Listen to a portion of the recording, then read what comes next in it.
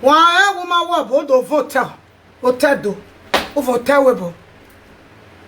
Da pa ma yo pa kanwe. O kwa no wata. Na boga yegbe ash ukusebo. You drop a sound of pa. I drop up pan one way me ya okay, but we am be view. Oh, kwa no wata.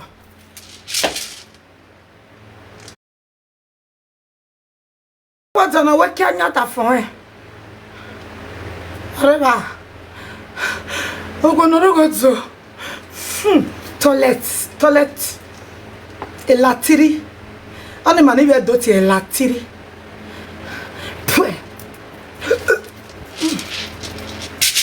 Laide. O kwa no wata. Wa wia. Ide ni ari. Ide.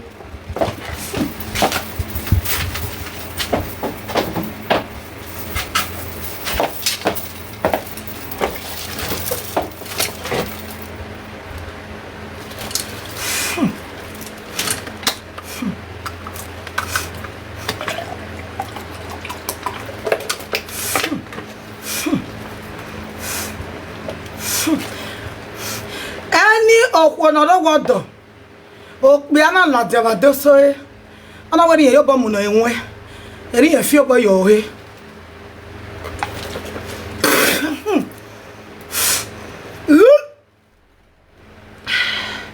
ani mani bi do ti e uhe ore gbowa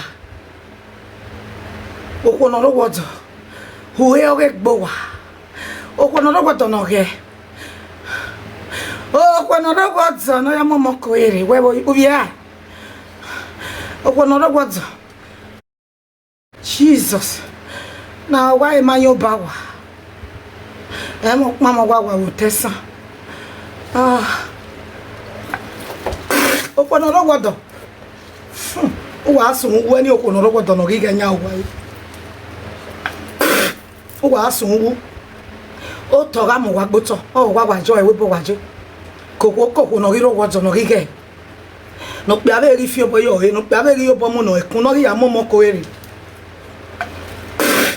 o ga sun wewu eti ni ka o ga sun wewu awara gbo ho no ro wadzo no ge ah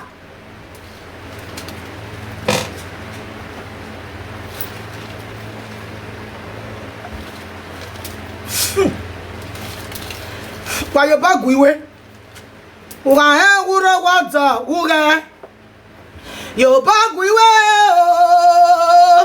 o kwa na ro wata na maga iwe nu yo bagu iwe uga mi okwo be no ge o ate bari awo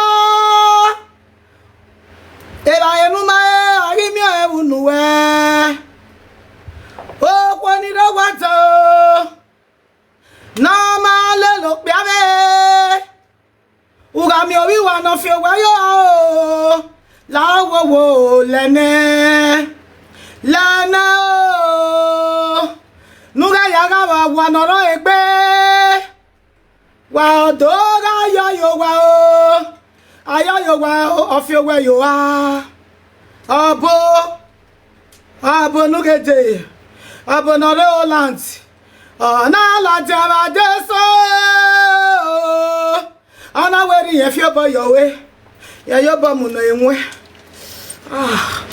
ona so ona wabo touch me ye ka abana yobo mu no gwana ro gwada nwe o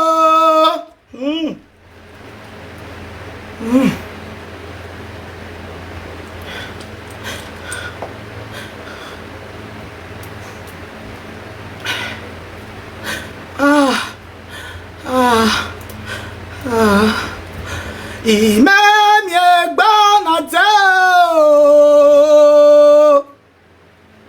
ikwajo punoro wajo ewo me imam yo piano la jabada nene o ona wiye yo bomu na enwe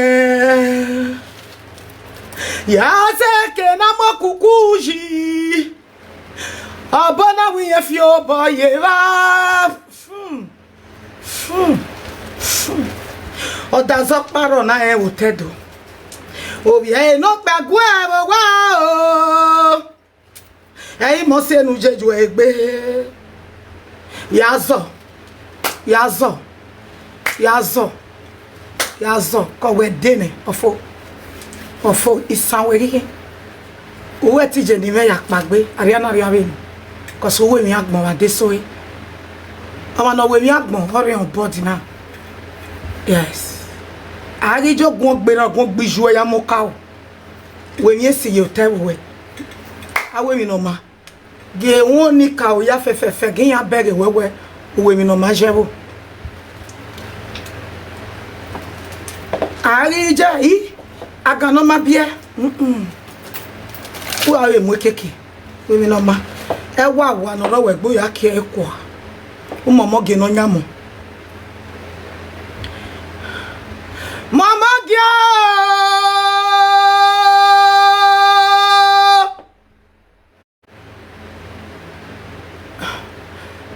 Ni so fo a. Abeni ya were dowe. E kwa ri e kwa tai. Me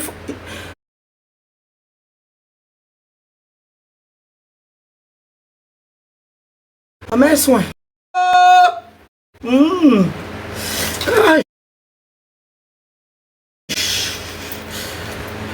Ejo, enikao. Mama gya anamo.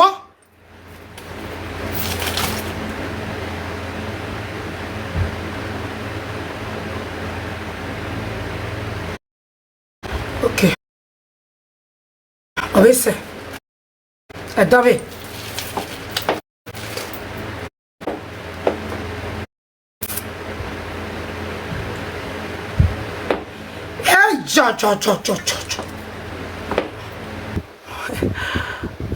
Time you work with an end we are lori. Yazo. Are you tesano yazo? No more ge no nyam. Okay? Momo ge no nyam.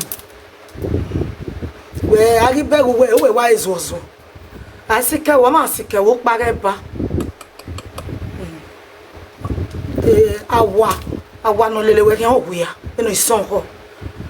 Ma me asike we de. O te we ni ma be di oda won agui me do alelu we ku izuo. Imeme me ya lelu we ku me go back to we kenike pa. We no doru pa majo. Orukpo we aba wo se no aga wa we mana ba. No na enwe. Eme moto pa eme fa eme a ikeke ka eme e moto o tesa ya go wa ni jeje owe o did this na boy 30 something years ago ija pele yoko wa ba ya ke gwa no ro we pe mo ma o we dake na me we na bi ge me gi ru po wa pa ne o dai wa we saga ase we gonna done na we saga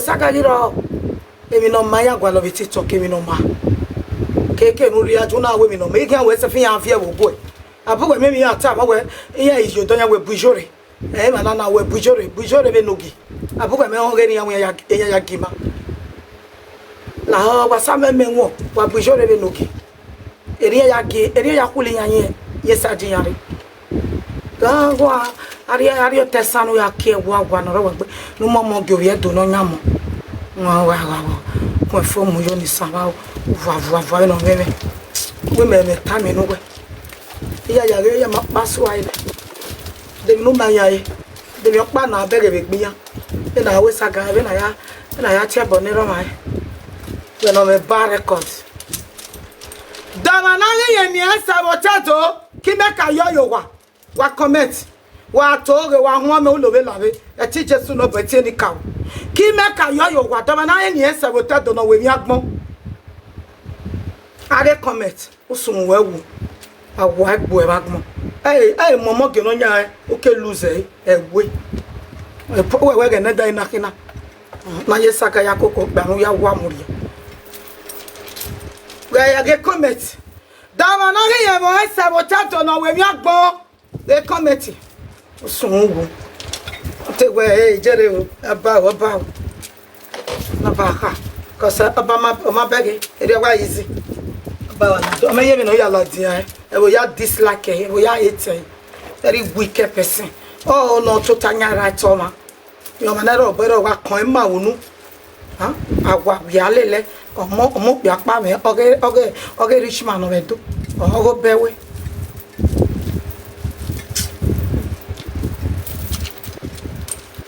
beg comment umeni we ba you want to come and challenge me o pa dole bo je meru pe o pa wo eni pa re pa ha o ko te wa we ya wa pa bo no pe wa bu ade we ki me go no be yo gbere me I be like other people come on for you go here come on for you go ya the grace we the last person ya sick we no doru pa majo ya ge no pa no ya sick we na pa do yo o te le gwa le no ya ri ba se na we ni na block do na da azangbon semi o ma lele we wa yo to ya si eri yeke but from where is was o ga won mo gbodo ni here o gegbe oho o esira sira e mo fita yo wa mo la jabe no mo fita yo no ge da mi no de 20 naira ani o be ma no ni wa ru po ya mo shawo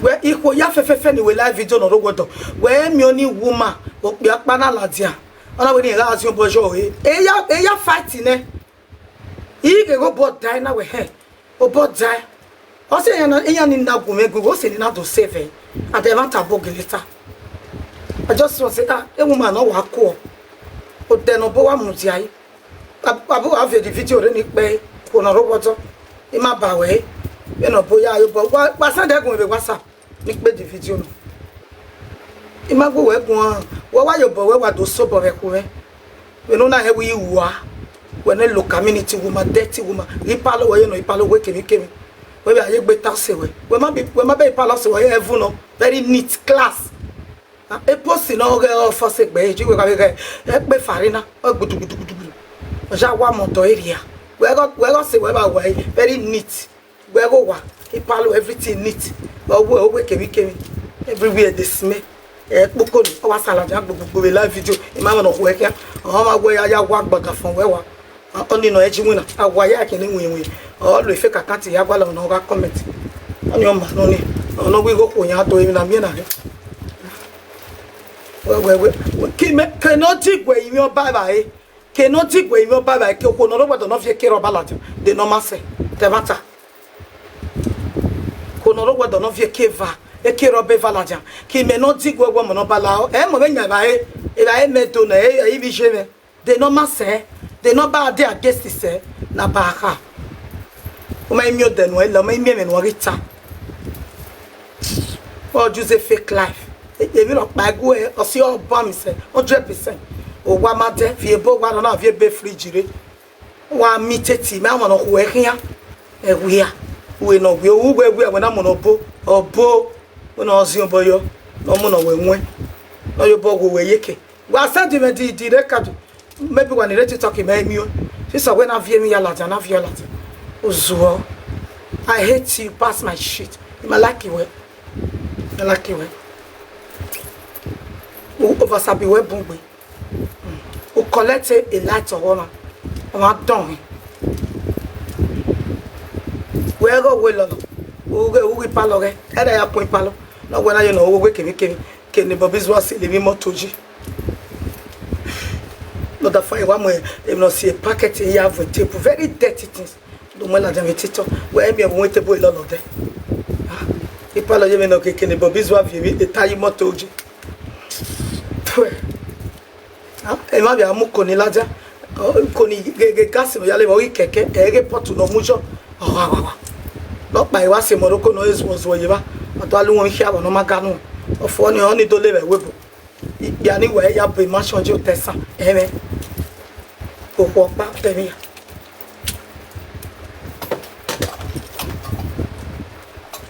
o wa ya mi teti o mi no pa mo gedege la jo te wa ko na gege partition wa gbo na o ma be expect o gbo ma ye o kwa ni gbo mo la da no wa gbo ni wa ya wa ni me Facebook 7 million o kwa be o pa nu ja wa ya muri o wa yi pegbe de 7 million Ogwana boy that's 2 months. Awe ana wani married na e ba we mo na ladia. Ori mi no mo mansion ladia na yori hospital. O te wu. Ona ye no meme ba deso. Ona ye no meme ba deso na ge winere. Be competition be mi no see job like be. Yeah, I want belong by thunder by fire. Go. Oga ma so no be ni ya bo ni kuni. O fi awo. Ewo. Mama ge ya sin. Mama wonu ya gwa ya gbo ewa. Ujagwa ya dorukpa wejo. Wa lo asikan le la. Ah, a lot of party we are doing no my life. Who is was uge manu leleke? Agbo mama yaro.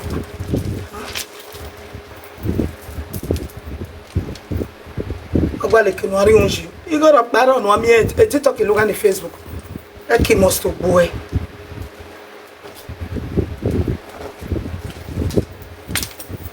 They know we Facebook, how we TikTok na they know. In winere. Do agba le kia. Ekiro ba we o deba enesha ekiro ba we ni o ka ibi aga ebe na ya be fio ere na we ko na no kwanda ba bi ekiro be fa ibi aga ne kiro be na we ko no kwanda wasio na you we na ichi ha we mo da fa ware talking ya fa ba ekia we me go no be ya wori mo to no be ya rent no page every month. You go get on a man with pay show. You go ya no one with pay show. Muna wo we get no ya see Morocco. We are me da fu we wo Tony ya wa afia. Where gi palo we ki am e palo la den we arrange palo we. We meet it o se we. Where gi palo se we. Ipalo we no ipalo we kemi wa se lo le leni. Then we feel le lo Tony ya be picture. Agbe we ma sha. Erio jena work pa o eson agbo egbo ya rivalo o do isi we wo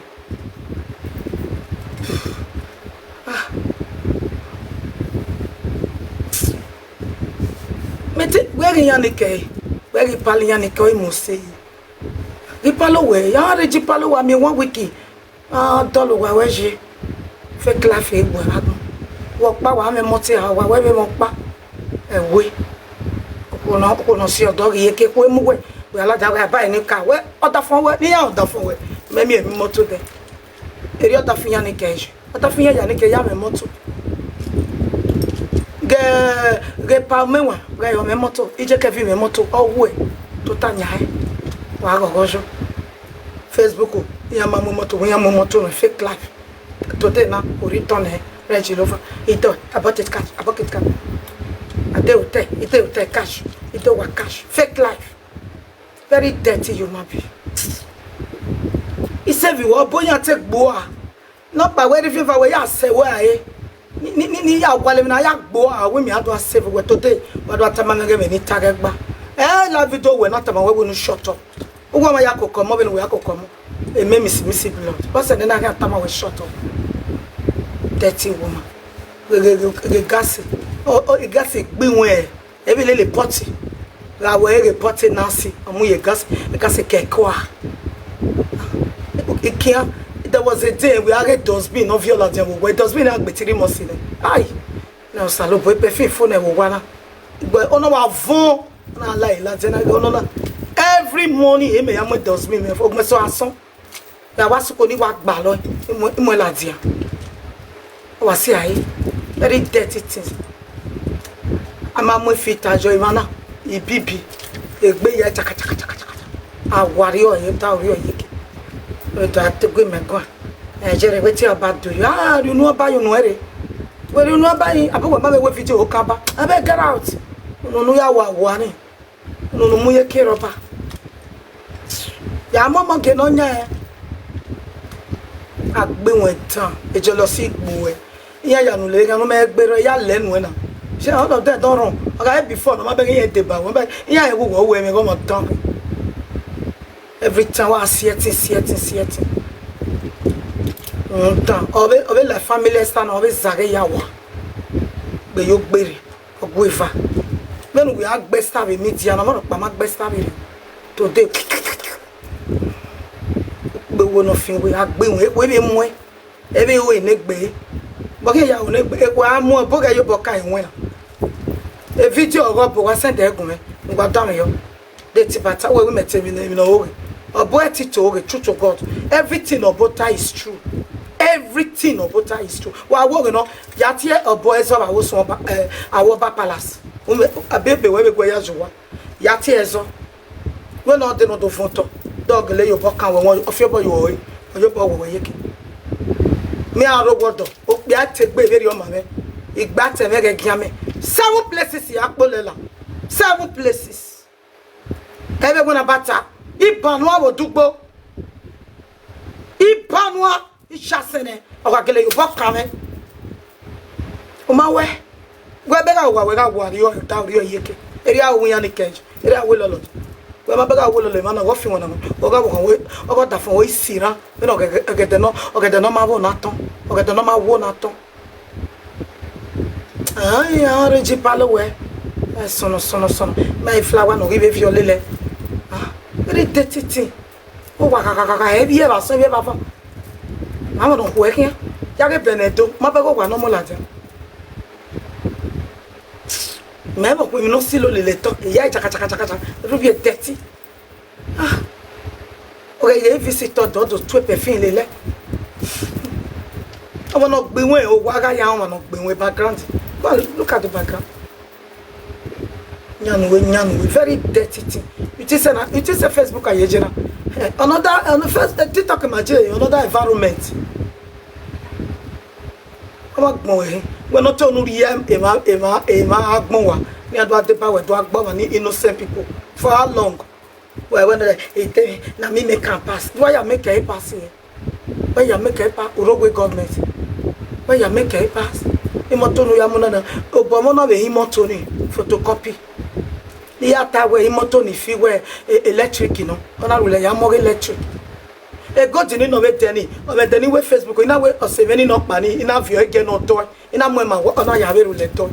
We fashion. E we ba bi ala no se lojo ni. E ko egbugbo. Me no ga expect me ba ti yi. E go me ta ma we awo.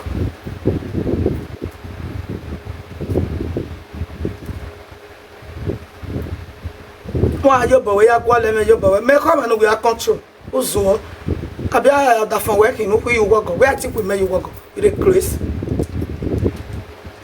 ayo yo wa ono ro do no we ono ya mo ko ero po mo do pa no le oge bini ma no their money get oge bini ma venu we vie mi la jan se va deso we dey proof la jan ke proof mo ki moto na mu la jan de no ma se e we won ou enove que prouve qui monte na mula jade no mase qu'est-ce que la yakoni sa no mula jade no mase fait life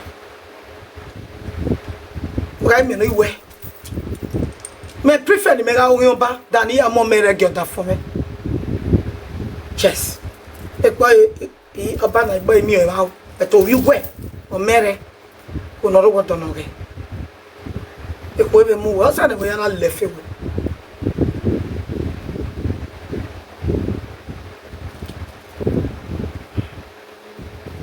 ama na ri eme ogo bo wa san de ri wa ge mi no bota I challenge you go oya ya ti abo e so ba we palace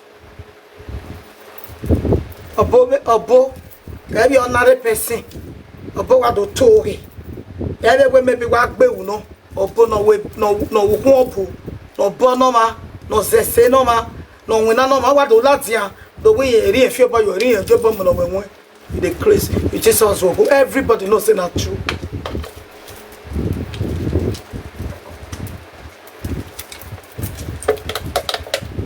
wa gwale ti kesetin wa send egun me wala no boya gun akeke oni wa gwalo no ya gun akeke bo la do ga se bo we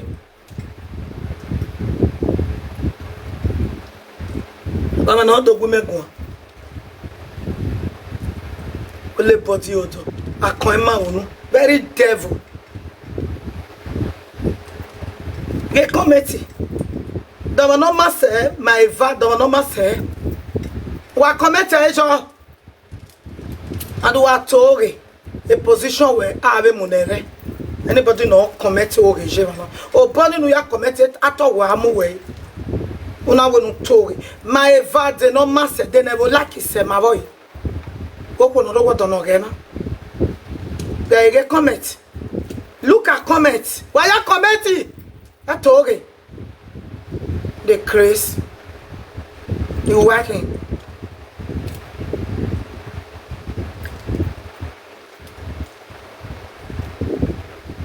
After many years, a ban those swing.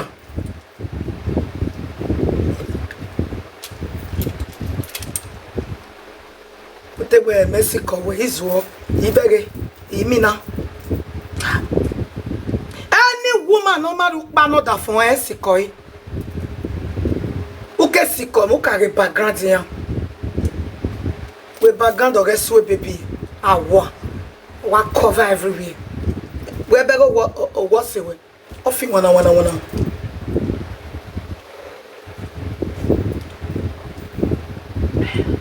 Omi resla woto, omi paquete siga woto. Everywhere neat. Oma aroge wa gwaleme. Ube gwa ona magome bua eme ladia da dogo toge. Makboru no sugbowe. Magowe kwa. Who give you that local community authority to talk to me? You a beside? You a beside?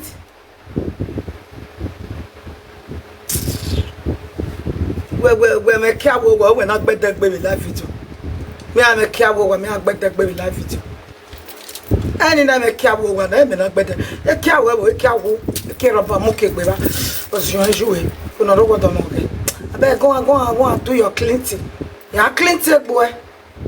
Me I'm not just like you. Go. I'm not like you. You are a devil. You be bad person. Why be no be see akegba. We are like you ozo ewe. Okay, me na be aware happy birthday. O me keni we say na God forbid do. Ko no go to me be do happy birthday. Irie.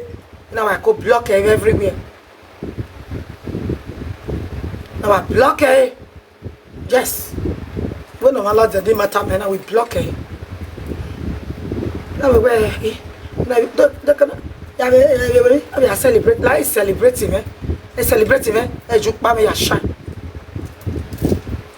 We no pare gbe won. Ya get stand up and celebrate star. I'm not gbe won here no we celebrate am. Other for where was where other for any occasion we celebrate.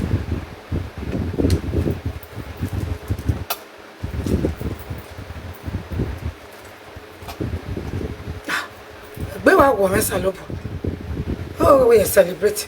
I celebrating me. Irie. We ke pepper dena. E character time we ati len. Ejero. We na be you have my picture ke go happy birthday. We ga no say na we. So ba mi la. Okono ge, ono leke we ka we kanai. E ka di me ke pa mama say no da. True to God. E jo bi a je nai. Okono ya gwa, okono ga be water. Me go be do agwapi. Ibi mi pa ka fire me wo we jori. E mo mi jori wa una ina we je mai. We me mai tamo irie. Na fake life. Omo ni me wa go live fake life. E me wa do celebrate every minute. Sure. How we ya le? You know what block every Facebook. Well, I go with my begging me block away. But begging me. Get it talking here. You block away. Because a life for is not still stable. A life for is not still stable. A life for is wire. We're banner, we're in on boards. I remember where the time you always expire. Okay, can we make it because you feel where you are? Yeah. You feel where you are. And it's true. A matter no okay. Feel where you are. Umomo no se weda una me the richest man do hotel. Obola java desoe. So feel where you are. O ma ke ni kwedo tie de ago we gun. Cause stay ni no. Ije. Ina kwa ga ayo kwa ga me kwa be do agwe. Happy birthday. Ayo wa. Ah twe. Ina ge. Aga. Mai no sunu. Inwe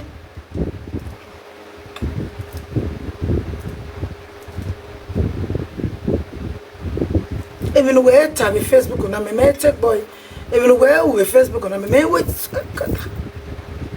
Me wait boy, it's true now. That's what we go when I time. I'm a video banning a war where no him a ladia. And me do tadi my movie boyero. You know what? When me at teta mawe. Where in our one. Ya teta mawe yare DM ne. Ogo mo pop piano re. DNA yare. Where the DNA make it time with my movie boyero. He get a special charge in Nana. Now I'm going to I'm Viviana. Get out. Let me cannot marry you. That's a lot. The insult that one can give you. How dare you? What don't know me? You working. If you talk of age, it's if you talk of personality, it's if you talk of quality level, it's if you talk of rainy classes, it's what's wrong? Que no big when you have to tell me we can DNA tell the Jehovah what you know where they no matter who can't they will.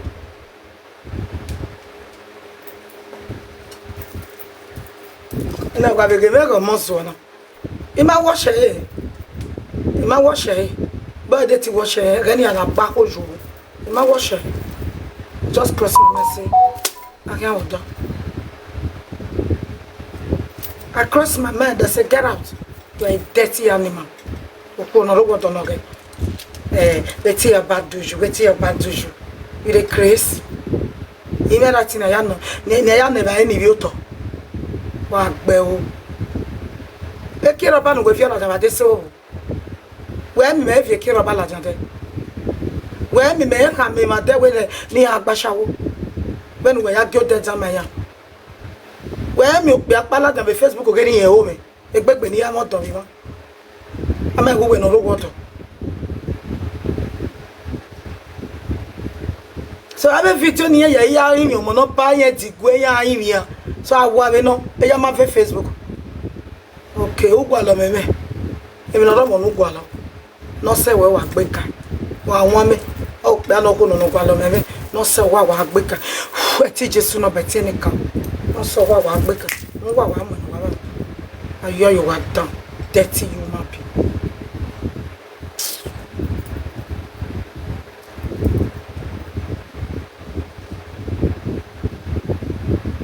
Oh no, call it a grace, a grace issue. You don't have a grace.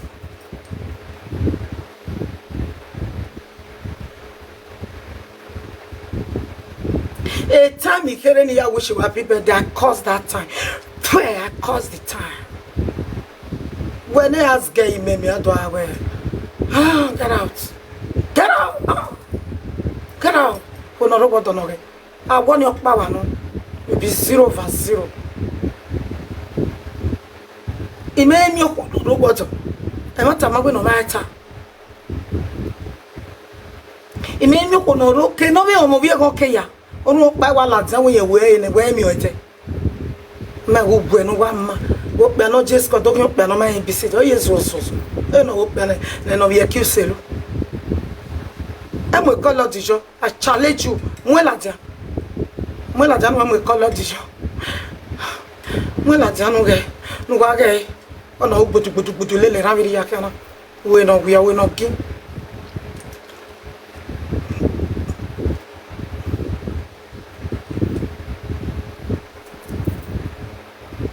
We no mark word to when I look here Bible what. We no allow lo oni wa wo yi. Be ni na we no eta we take confess e for ne. So di patron ne. Bad record. Dirty animal. Just less rubbish shower. Me eta la jade ma bita. Na block e na ko le. Well. Fake life. Or see your very life. Yeah, fake life.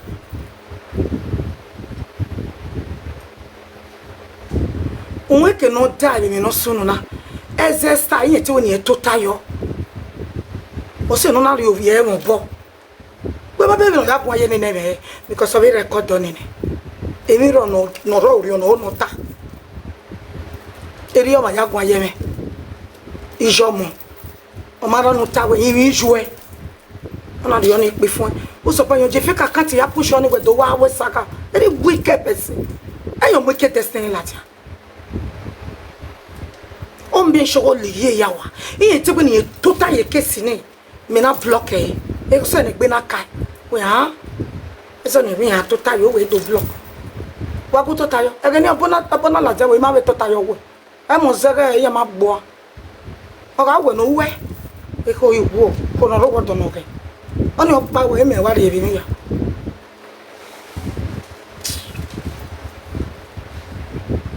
Oni ni o ri ya we gbe celebrating eh. We gbe down local megbe. We make good record that side. All your record is dirty. You make good record. I mean, I know what do when it's pretend. Iye kewe. I beg my view when you do. One na we say we. Ya viva nya do ko bana e chata we close. I beg my view when you do. Cause you are a rat. Ima we. Ya ko we no go get wa jebo because e ni joy. Na ya gbogbo na do agonya gbo ma we no keke wakara. We no bokulu boy. Obo you try. You try eh? Was the video ni gume ash. Ala was a video no boy ya confess ni have ni ayo bo we. Was the gume. Ono igi ye mo la wo. E video me reba. Said the gume no block him kekere. Do me the this thing. Said the video gume no block him. Wala wo was said the gume. Do ma be like him. Why you happy me out? A video no boy ya confess. Mi arogo do bi apado la jama de so yin ho me ipo le gbo e be go na bata ipo le gbo no de no to fi opo ye bo asun abi o ma gun be DNA obo ya te we so ba waje lo u le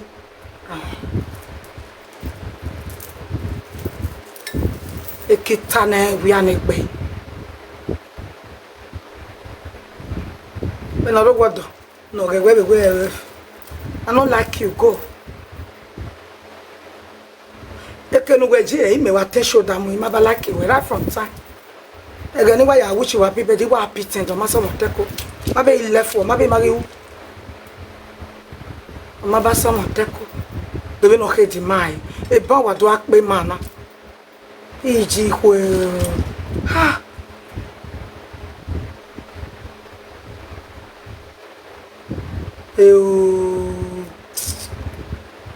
You was sending me the picture when me okay man ha iji mi e man na ere do mu gaire o ta me family organ o gbe wi yo to na ya ere do mu ya man na direct ya bosie o to boy me mo akia ya ere do mu iji okay man na hi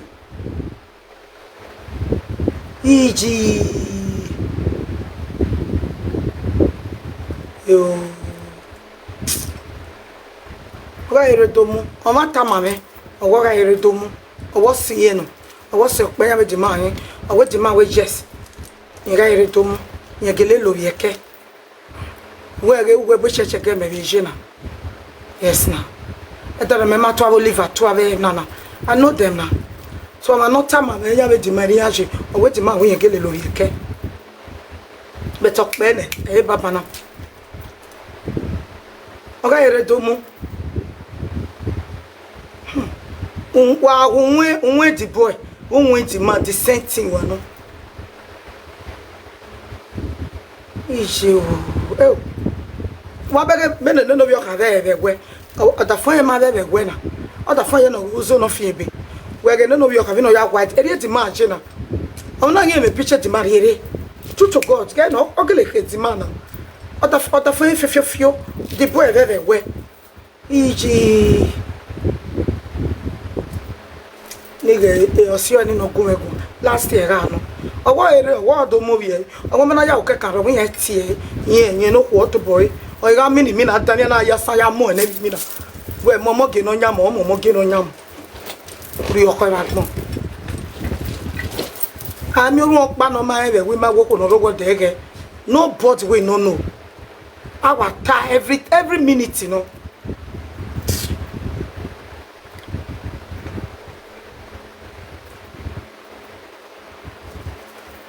Get back when no be okay. No wage wera. Wage wo bi okay na. No wage wera. Hiji. Yo we mana hina. This one our pikin. Yes oye. Ba mo we magima. Na bini pikin be this. Edosa eniore. Edosa. Esa. Ba mo we magima. Yo we mi oke mana ore mana waje. Ege no sa no hiru nare. Iyokpa matotai. De Paris. Iye ti magena ge cheso ge. Ma tan pe decent wa be ti boy no ma be tan. Ma be tan. Era inwe ni no popo ni yo sase ya re nya. E ti boy. Ichi Okuaria Emma.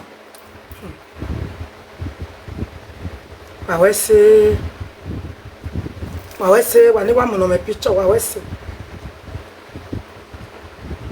Ya me no send him.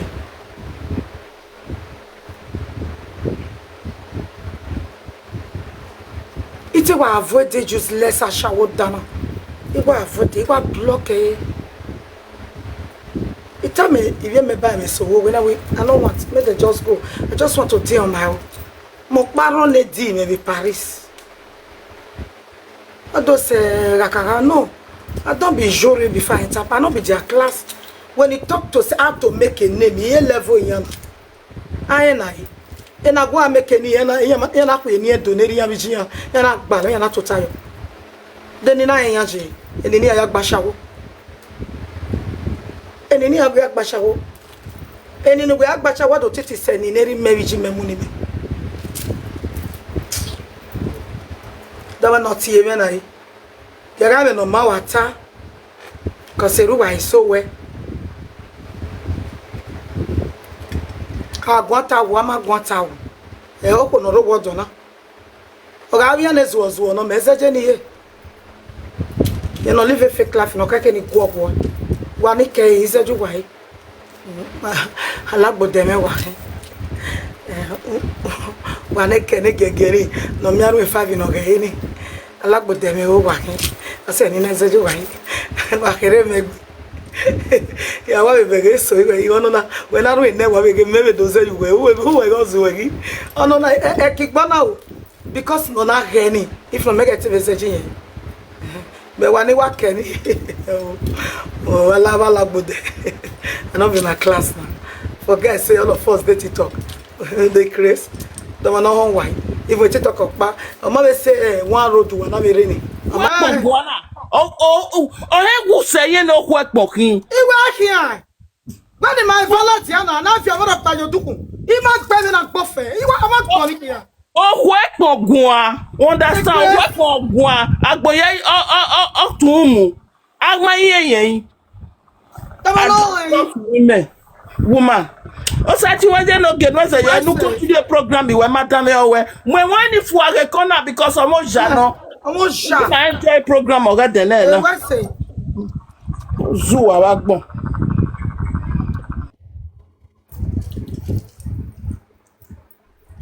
We are on top. We are on top we. Oh, we government to uche. Imoto to rente. Ebando mugia. Everything fake. Fake. Saloboa. Omana ya zone agbon mawe. What must to ya so? Damie ba we do mo bala. Okay, ugu ga be turning ya do we joro. We ma ti me ona ti me be kwa. We mai I will con the way wa. Ozuo. Ugwe jero. Ama no fiak be se isani me be no wa ma no hi. Kakak be bisokpa. We ma no hi. Mumu. About the salatia. If dying your baba. Oh, you tell him, you don't even sure, right? Only ara. I went out of evo. Ama when I know, ask, it shall be given unto you. Don't move it. Ama imi me no rita. Ibe ba ni wi oto. Na no mati, aka imi osalo pa ba yi. Ama e wo ma na gbon. We na gbon imi heti. E bo heti we. E ma lefu ane. Ida la de na why we do appreciate. Only was Morocco no do work. What's a many appreciate then? Well, I like up me to appreciate. Banez was Bobo. Just go. Tina die. De pessoas confiam na Remitly para mandar dinheiro. Tina die. I will pay for day your late. Malaki way. We're dirty thing. I don't make. If I like me, maybe you want it. Maybe you both want it. Maybe you big paloni. Very dirty. Maybe you are here. Poor. Gaya ya nike. If I log in.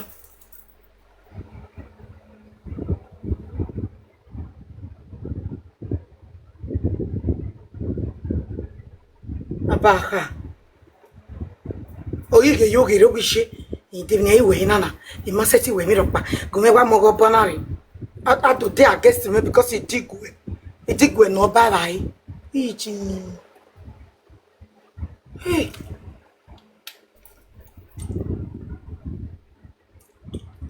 Apa o here me. He me vai. He me o here me vai. Abi morio. Ai vi o torio. Abi me come no me gbe. Abi come na me go. Iko no yin se me ya fit gbe mi. But ese me ya fit vi o to. E bo buni mai mi ya. E mo mi no de 300,000 la de no de. Di ma we fit o ni ya me 300